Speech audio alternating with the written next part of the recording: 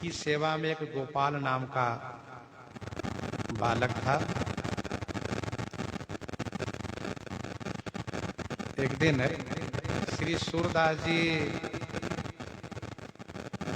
प्रसाद पाने के लिए बैठे। उन्होंने कहा, गोपाल जल भी दे देना, क्योंकि भोजन करते समय में मुझे प्यास भी लगती है और साथ साथ गला फंसने का डर रहता है, गला में अटकने का डर रहता है।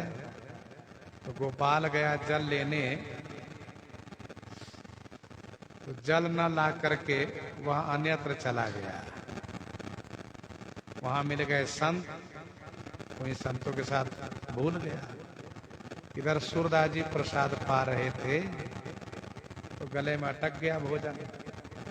अच्छा, भोजन अटकने के बाद आवाज निकलती नहीं है, हाथ से चारों तरफ देखा जल नहीं, और ये तुरंत जल नहीं मिलेगा तो फिर बड़ी समस्या होगी,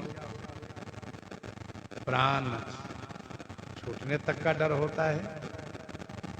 इसलिए भोजन के साथ साथ जल भी रखना अनिवार्य होता है,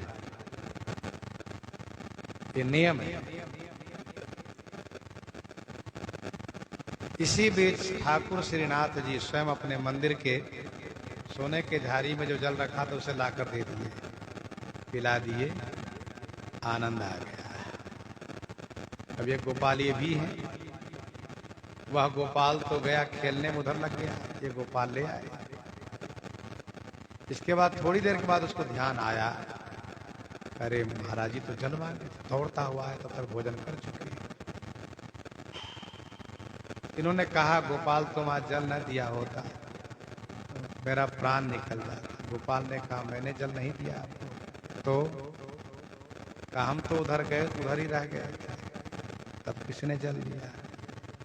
कहे झाड़ी कहाँ से आई? कहे झाड़ी तो मंदिर की है। तब सूरदास जी समझ गए ये ठाकुर जी जल ला के दिए। बड़े गदगद हो गए, आह्लादित हो गए, आनंदित हो गए। फिर तो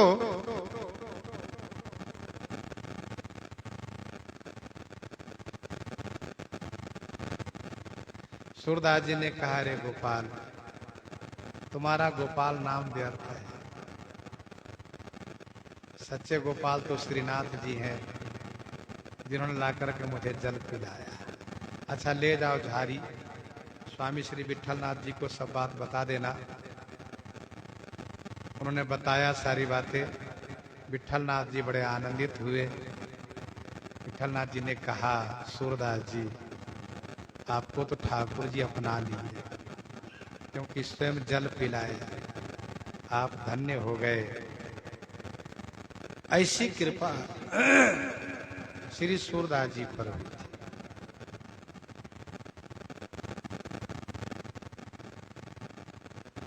गोवर्धन पर्वत के ऊपर श्रीनाथ जी का मंदिर है, विराजते नीचे गोपालपुर गांव है, जिसका नाम जतिपुरा है, जिसका नाम जतिपुरा हुआ। उसी जतिपुरा में एक धन के लोभी कंजूस बनिया रहता था।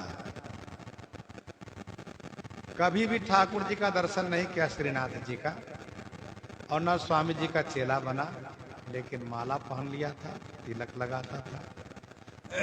तो सुबह सुबह किसी न किसी से ठाकुर जी के स्वरूप का, श्रृंगार का वर्णन सुन करके, ठाकुर जी के श्रृंगार का वर्णन सुन करके वह दुकान में बैठ करके और गुनगुनाता रहता था, आहा राधे राधे, आज क्या सुंदर ठाकुर जी सुंदर वस्त्र धारण किए हुए, आहा इस प्रकार से मुकुट पहने हैं, ऐसा कुंडल है, इस प्रकार से विराजित हो रहे हैं, भक्तों को कल्याण कर रहे हैं, आह्लादित हो रहे हैं। तो जो भी भक्त लोग उधर से जाएं आवे, वो ये सोच कर के आहा ये भी बहुत बड़ा भक्त है, इन्हीं की दुकान से आवश्यक चीज खरीदते थे। तो आवश्यक चीज खरीदते थे, ज्यादा पैसा लेता था। कुछ लोग परिचय वाले से ज्यादा पैसा लेते हैं, कुछ लोग ऐसे होते हैं उनका पेशा है, चाहे वो मतलब आप समझ रहे हैं, डॉक्टर हो, वकील हो, पुलिस हो, इन सब को क्या है, यदि परिचय वाले मिल जाए और ऐंठते हैं। सोचते ये तो हमारे पर विश्वसनीय है, हमारे पर विश्वस्त है, और औरों के पास जाएंगे नहीं जो हम ले लें। जो काम और जगह 10 रुपये में होने वाला वही 50 रुपये ले लेते हैं। तो वैसे बनिया सबसे पैसा ऐंठता था, पैसा इकट्ठा करता था। आज तक कभी न दर्शन किया और न कभी वो चेला बना, लेकिन इसी प्रकार से वो नित्य ढोंग करता था, दम्भ करता था। वेश बना के दुकान में बैठ करके माला लेकर के भगवान के स्वरूप को वर्णन करता था। खास करके कब, जब लोग दर्शन करके जाएं आवे तब। स्वाभाविक है, लोग प्रभावित होकर के सामान उनसे खरीदते।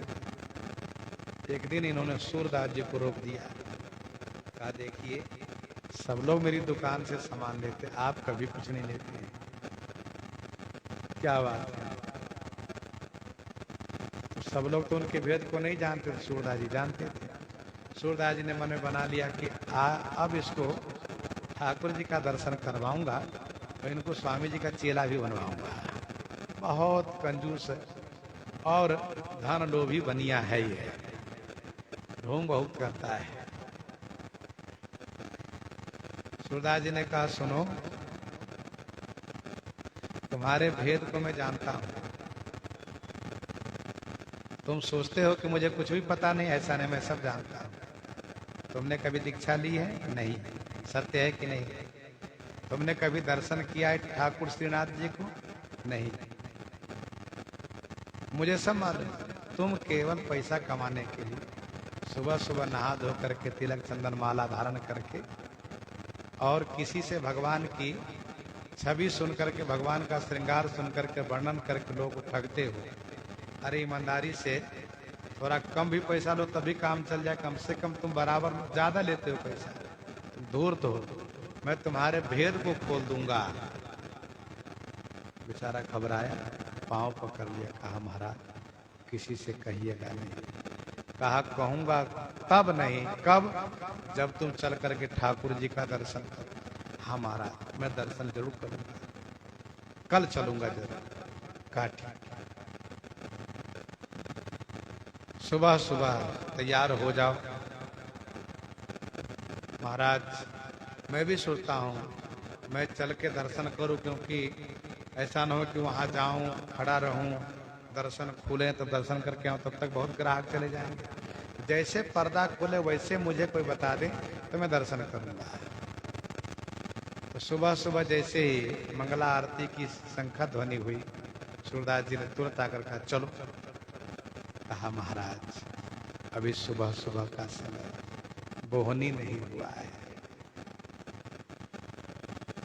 ग्राहक आएंगे लौट जाएंगे। और दूसरी बात यह है कि दूसरे दुकान से लेना शुरू कर देंगे तो फिर हमारी दुकानदारी मारी जाएगी। इसीलिए महाराज अभी नहीं, दोपहर के भोग लगने के समय मैं चलूंगा। ठीक है, भोग लगने का समय हुआ, भोग आरती के दर्शन करने के लिए चलो। कहा महाराज अभी इस समय में तमाम ऐसे लोग हैं कि दोपहर को आ जा रहे हैं, बेचारे निराश हो जाएंगे कि कहाँ गए दुकानदार, सायंकाल चलते हैं महाराज। सायंकाल कहा चलो।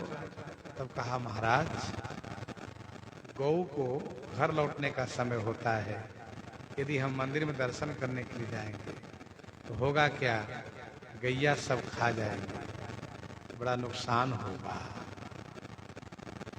इस प्रकार से बहाना करने लगे।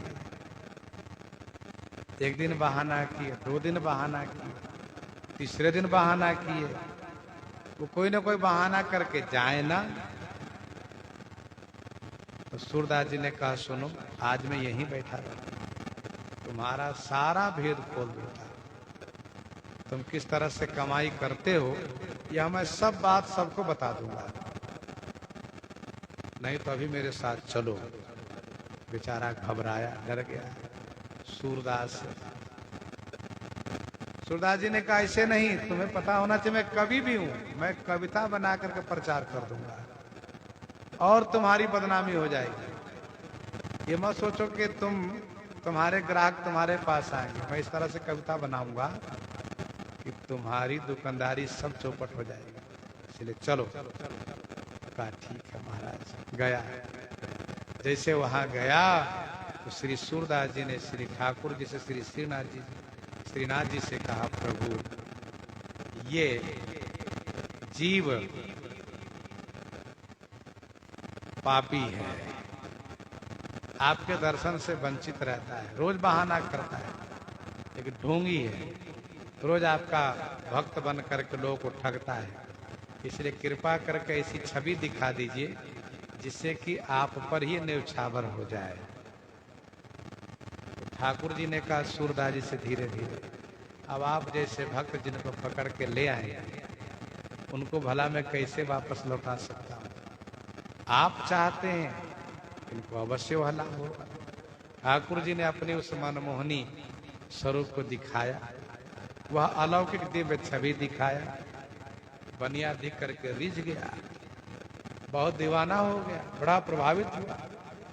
अब तो वह कहा कि मैं तो सुबह भी, दोपहर भी, शाम को हर समय दर्शन करूंगा। दर्शन के लाभ हुआ। तब इसके बाद उसने बनिया ने कहा, सूरदास जी के चरण पकड़ करके, महाराज मेरा तो सारा जीवन बेकार चला गया, अब तो मैं यही मानता हूं कि जे दिन गए तुम ही बिनु देखे, ते बिरंची जनिपा रही लेखे, ते बिरंची जनिपा रही लेखे। भगवान के दर्शन के बिना मेरा जो समय बीत गया वह मेरी आयु में लेखा न हो। अच्छा महाराज जी कृपा करके स्वामी जी से दीक्षा दिलवा दीजिए। चरण पकड़ लिया। श्री सूरदास जी पहले मन बना चुके हैं। कहा ठीक है चलो। लेकर गए। स्वामी श्री विठलनाथ जी से उन्होंने प्रार्थना करी। विठलनाथ जी ने कहा सूरदास जी जब आप लेकर आए हैं तो फिर क्या कहना है। उनको दीक्षा दिए, ब्रह्म संबंध कराए, बनिया का जीवन धन्य हुआ, उसके लोभ सारे समाप्त हो गए। फिर उसने एक एक रुपया करके 60,000 रुपया इकट्ठा कर रहा था। उम्र भी 60 वर्ष की हो गई थी। 60,000 रुपया भी रखा था। श्री विठलनाथ जी ने कहा बहुत अच्छा कि तुमने बूढ़े बैल को ले आए, चलो अंत भला तो सब भला, ठीक है। फिर उसके मन में संसार की नश्वरता का बोध हुआ, भगवान के भजन की सत्यता का बोध हुआ। फिर 60,000 रुपये सूरदास जी को अर्पित किया। कहा मुझे नहीं, स्वामी जी को अर्पित करो। तो स्वामी जी ने ठाकुर जी के श्रृंगार में सब लगा दिए, संतों की सेवा में लगा दिए। बनिया का जीवन धन्य हो गया। तो श्री सूरदास जी महाराज इस प्रकार से लोगों को कल्याण करते फिरते थे। इन्हीं के साथ आज सीताराम सीताराम सीता राम सीताराम सीता।